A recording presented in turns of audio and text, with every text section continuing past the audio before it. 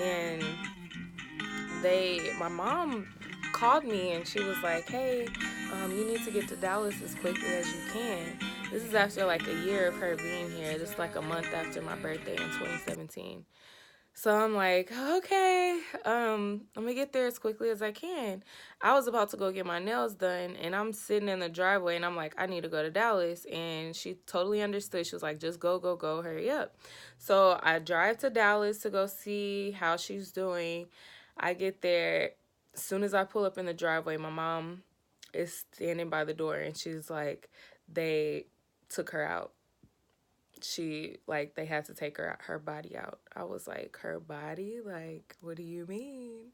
And she was like, well, she passed away and we were trying to wait until you got here, but they had to take her out. I couldn't control how long they left her here. And so I didn't get to say goodbye. And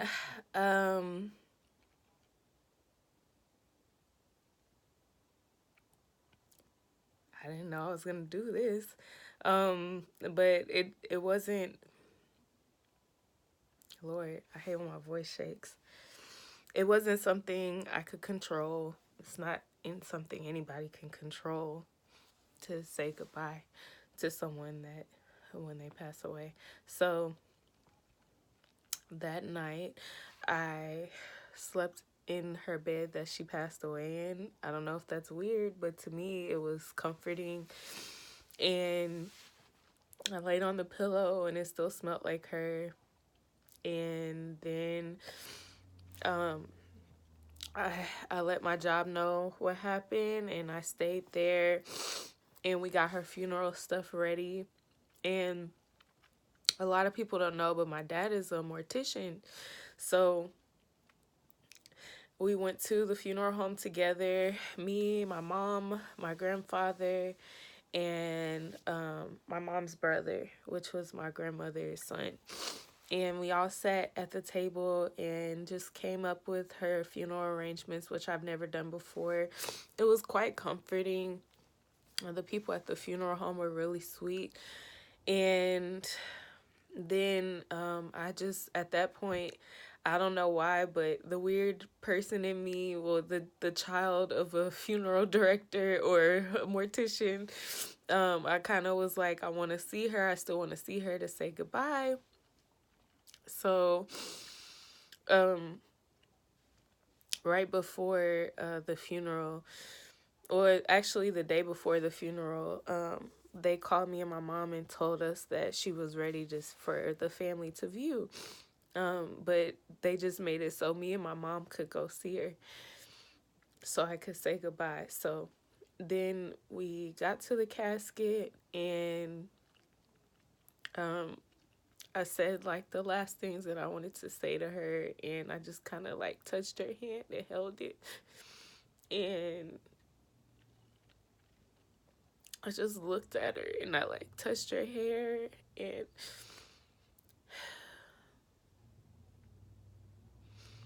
I feel like she's proud of me because of my faith, because of my relationship with God. I know she's proud of me. And if you've lost a loved one or someone that's really close to you, it's not the best feeling, but it is good to know that like she's in heaven. I know she's in heaven, and hopefully whoever you lost is in heaven. But it just goes to show you that life is really short and you have to say everything that you can say to the people that you care about. Do everything you can do for the people that you care about. Show them that they mean the world to you while they're here on this earth, because tomorrow's not promised, especially with people's careers. You just never know if someone is going to make it to the next day. And so I got to say goodbye. I got to tell her I love her, and I really wanted her to wake up. It was weird, but it was like I knew she wasn't going to wake up. But I really wanted her to. She really looked alive. But, she's not here, but she is here in a way, and she's always going to be with me. And it feels like she is sometimes, especially when I do little stuff and people say, oh, you're acting like your grandma. She was an artist.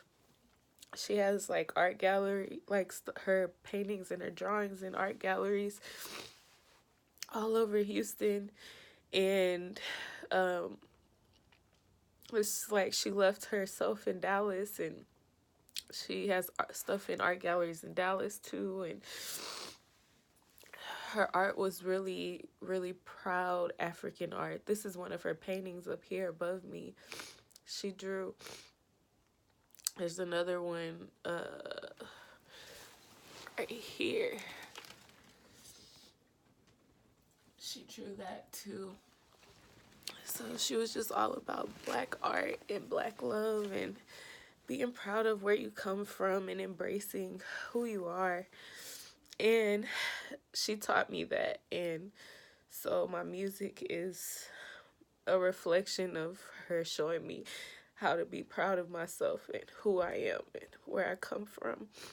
And my Christmas gift this year was the Ancestry.com thing. So I'll be able to share that when I find out what I really am, what I truly am. She did do a lot of digging on our ancestry, and she told me what I was, but I'll share that for a later video. I even have some tapes of her talking and reading what I was and where we come from and stuff, and so I'll share that as well. But yeah, this is pretty healing to talk about her and talk about actually saying goodbye. I've never voiced that out loud before, but I did learn psychologically it's best to talk about, the things that you can't control. And so I know she's proud of me. I remember the last time I saw her alive, I played my album for her, and she nodded her head, and she really liked it.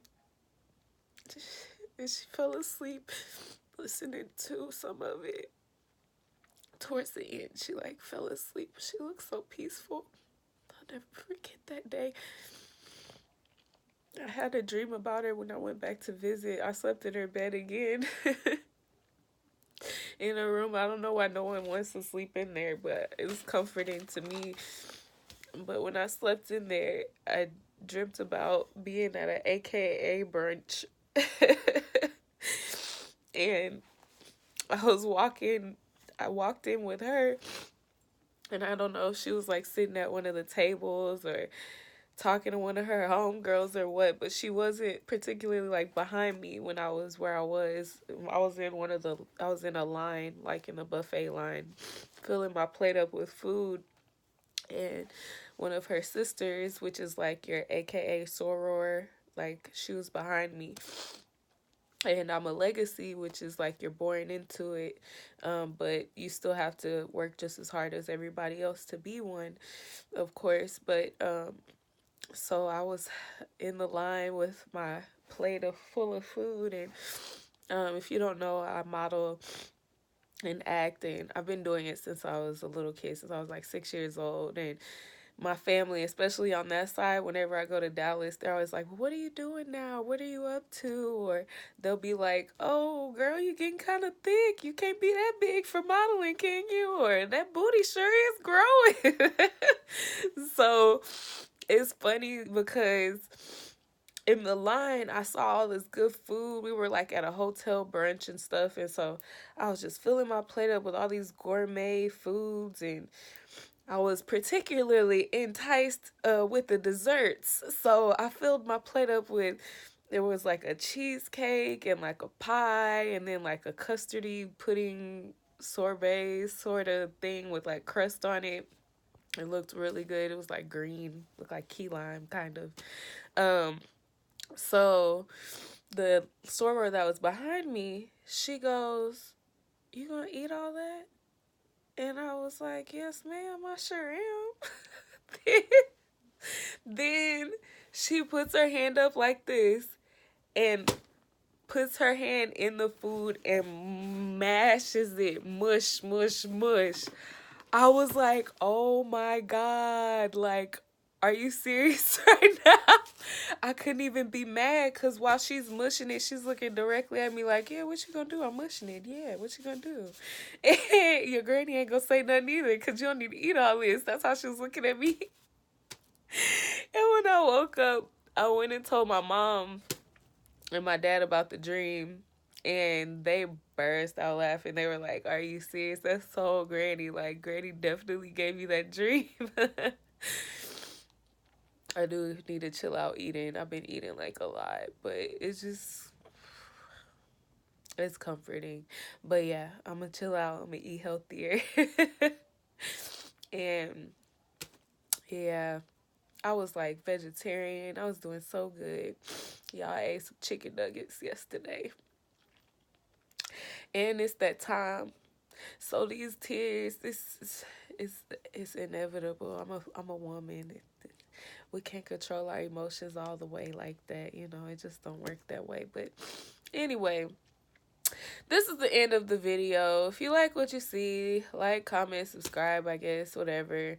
I'm still getting used to all this. I gained like 3 subscribers last week, and then I lost like 2 or something like that, like this week.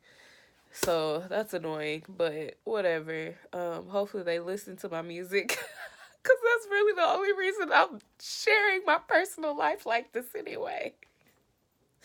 But I do genuinely want to get to know people, so hopefully I'm not out here just talking to myself. If if you like what you see or whatever, if you want to join in on the conversation, if you want me to talk about anything in particular, leave a comment. Let me know. I'll talk to you. I'll, work with you. We can come up with a video together.